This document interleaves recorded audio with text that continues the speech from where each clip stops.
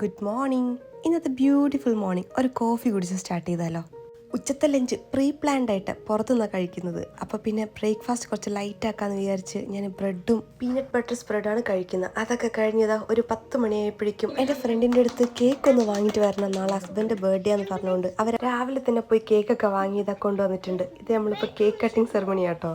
കേക്കൊക്കെ cut ചെയ്തട്ടോ. Cut കഴിഞ്ഞപ്പോഴാണ് candle blow ചെയ്യുന്ന കാര്യം മറന്നുപോയത്. ഈ മാർച്ച് മാസം നമുക്ക് സ്പെഷ്യൽ മന്താണ് കേട്ടോ. ഞങ്ങൾ രണ്ടുപേരും ബർത്ത്ഡേ വരുന്നത്. കേക്ക് കട്ട് ചെയ്തതാ, കിട്ടിയ ഗിഫ്റ്റ് കണ്ടില്ലേ. ഇനി അടുത്തത് ഞാനും സർപ്രൈസ് ആയിട്ട് ഒരു ഗിഫ്റ്റ് വാങ്ങിച്ചു വന്നിട്ടുണ്ടായിരുന്നു.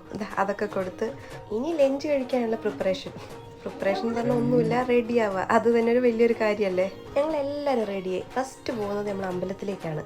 ഞങ്ങളെ തൊട്ടടുത്തല്ല ഇത്തിരി ദൂരമുണ്ട്, സായിബാബ ടെമ്പിൾ. അവിടേക്കാണ് ഒരു 10 മിനിറ്റ്. പോകുന്ന വഴിക്ക് പെട്രോളൊക്കെ അടിച്ച് ഞങ്ങൾ നേരെ വിട്ടു അമ്പലത്തിലേക്ക്. അമ്പലത്തിൽ ഞാൻ പോയില്ല, ഇത് ഇവരാണ് പോകുന്നത്. അങ്ങനെ പോയി കഴിഞ്ഞ് ഇവർ പ്രസാദം കൊണ്ട് വന്നിട്ടുണ്ട്. ഒരാൾ ലഡു എടുത്ത് വന്നിട്ടുണ്ട്, ഒരാൾ ഉപ്മാവും. അതും ഞാൻ ഇത്തിരി കഴിച്ച് നേരെ ഒലീവ് ഗാർഡനിലേക്കാണ് പോകുന്നത്. അതൊരു ഇറ്റാലിയൻ റെസ്റ്റോറൻ്റ് ആണ്. പുറത്ത് കുറേ ലൈൻ കണ്ടപ്പോൾ നമ്മൾ കുറേ നേരം വെയിറ്റ് ചെയ്യണമെന്ന് വിചാരിച്ചു. എന്തോ ഭാഗ്യത്തിന് ഞങ്ങൾ 4 പേരായത് കൊണ്ട് പെട്ടെന്ന് തന്നെ നമുക്ക് ടേബിൾ കിട്ടി. ഇവൻ ഇവിടേക്ക് മെയിനായിട്ട് വരുന്നത് ഇതിൽ ഗെയിം കളിക്കാനാണ്. അപ്പോഴേക്കും ഫുഡൊക്കെ എത്തി കേട്ടോ. ഡ്രിങ്ക് കണ്ടപ്പോൾ കാണാനൊരു ലുക്കില്ലെങ്കിലും പക്ഷെ നല്ല ടേസ്റ്റ് ആയിരുന്നു കേട്ടോ. അത് കഴിഞ്ഞ് സൂപ്പ് വന്നു. അങ്ങനെ ഞങ്ങൾ ഓർഡർ ചെയ്ത എല്ലാ സാധനങ്ങളും വന്നു. ഇനി കഴിച്ചാൽ മാത്രം മതി.